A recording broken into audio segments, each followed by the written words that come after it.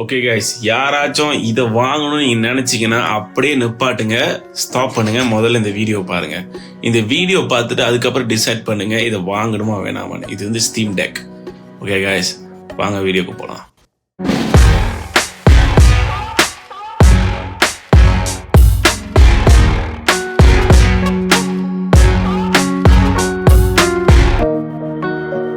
Okay guys, கச்சிதமாக சொல்லிட்டு போகிறேன் ஏன் இதை வாங்கக்கூடாதுன்னு.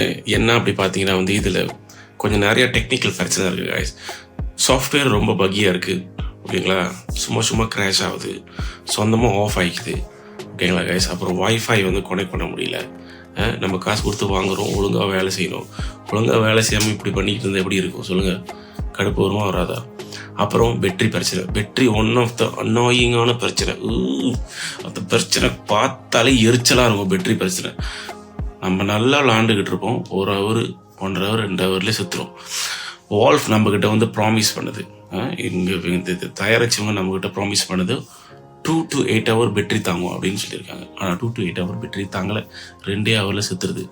ஓகே கைஸ், ரீசெண்டாக வந்து ஒரு இன்டர்வியூவில் வந்து கேப் நியூவல் தான் வந்து வால்ஃப் ஸ்டீமோட சிஇஓ ஃபவுண்டர். அப்புறம் வந்து லாரன்ஸ் யங் வந்து designer of the Steam Deck. அவர் என்ன சொல்லியிருக்காருன்னு பார்த்தீங்கன்னா வந்து கண்டிப்பாக ஸ்டீம் டெக் 2 வரும், ஆனால் ரொம்ப சீக்கிரமாக வராது. எப்படி பார்த்தாலும் ஒரு 2 இல்லை 3 வருஷம் ஆகும் அப்படின்னு சொல்லியிருக்காரு. ஏன்னா இப்போ தான் வெளியாக்கியிருக்காங்க. திடீர்னு இன்னொரு டிவைஸ் வெளியாகினா ரொம்ப லாஸில் போயிடும் கம்பெனி. ஆனால் இந்த டிவைஸ் வந்து இப்போ வெளியாக 1 வருஷத்துக்கிட்ட ஆச்சு. ஸ்டில் நிறைய பிரச்சனை இருக்குது. சில பேர் பரவாயில்ல, பேட்டரி பிரச்சனை இருந்தாலும் பரவாயில்ல, நான் ஜாலியாக விளையாடுவேன் அப்படின்னு இருக்காங்க. ஓகே கைஸ், வாங்கினவங்களுக்கு கண்டிப்பாக தெரியும் இதில் என்ன பிரச்சனை இருக்குன்னு. ஸோ அதான் அவங்க வந்து அந்த இன்டர்வியூவில் என்ன சொன்னாங்கன்னா, கண்டிப்பாக வந்து ஸ்டீம் டெக் 2 வரும். ஆனால் அடுத்த டிவைஸ் வந்து கன்ஃபார்மாக வந்து நெக்ஸ்ட் ஜெனரேஷன் டிவைஸாக இருக்கும். நெக்ஸ்ட் ஜெனரேஷன் லெவலில் வந்து எப்படி ஒரு கேமிங் ஹேண்ட் டிவைஸ் இருக்குமோ அப்படி இருக்கும். ஓகே கைஸ், இது வந்து யார் சரியான டாப்னா கைஸ், உங்களோட ஸ்டீம் லைப்ரரியில் உங்கள் பிசி, நீங்கள் இதுக்கு முன்னுக்கு வந்து இதில் உள்ள இந்த ஸ்டீமில் உள்ள கேமெல்லாம் வந்து பிசியில் தான் விளாட முடியும். இந்த மாதிரி ஹேண்ட்எல் கேமிங் டிவைஸில் வந்து விளாட முடியாது. ஸோ இப்போ இது அந்த மாதிரி கொண்டு வந்தோடனே ரொம்ப பேர்த்துக்கு வந்து எதுக்கு பிசி, அதான் இது வாங்கிட்டேன் இதில் விளாடலாம் எல்லா கேமும் அப்படின்னு சொல்லிட்டு எல்லாரும் அடித்து பிடிச்சி இதை வாங்குறாங்க. ஆனால் இதில் பிரச்சனை தெரியாமல் வாங்கிட்டு பின்னால் கஷ்டப்படுறாங்க சில பேர் பரவாயில்ல, பேட்டரி பிரச்சனை தான் பார்த்துக்கலாம், நான் சார்ஜ் போட்டே விளாட்றேன் அப்படின்னு இருப்பாங்க.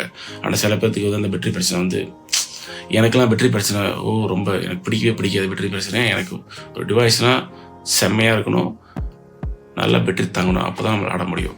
ஸோ என்கிட்ட இன்னொன்று பார்த்தீங்கன்னா வந்து இது இருக்குது, இது வந்து இந்த ஸ்விட்ச். ஓகே கைஸ்,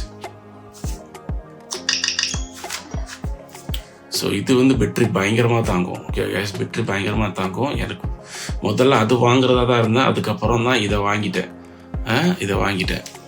ஸோ இதுதான் கைஸ். ஸோ யாரெல்லாம் இந்த பிரச்சனை இந்த வீடியோ பார்த்துட்டு உங்களுக்கு வாங்கணும்னு தோணுச்சுன்னா வாங்குங்க. இல்லையா, நான் ஸ்டீம் டெக் 2க்காக நான் வெயிட் பண்ணுறேன் அப்படின்னு நினச்சேன்னா இங்கே வெயிட் பண்ணுங்கள். ஓகே கைஸ், இந்த வீடியோ பார்த்தவங்களுக்கு ரொம்ப நன்றி. என்னோடய சேனலுக்கு சப்ஸ்கிரைப் பண்ண எல்லாத்துக்கும் ரொம்ப நன்றி. இந்த வீடியோ லைக் பண்ணுங்கள், ஷேர் பண்ணுங்கள், சப்ஸ்கிரைப் பண்ணுங்கள். நீங்கள் ஸ்டீம் டெக் வச்சுருந்தீங்கன்னா உங்களோட பிரச்சனையை கமெண்ட் பண்ணுங்கள்.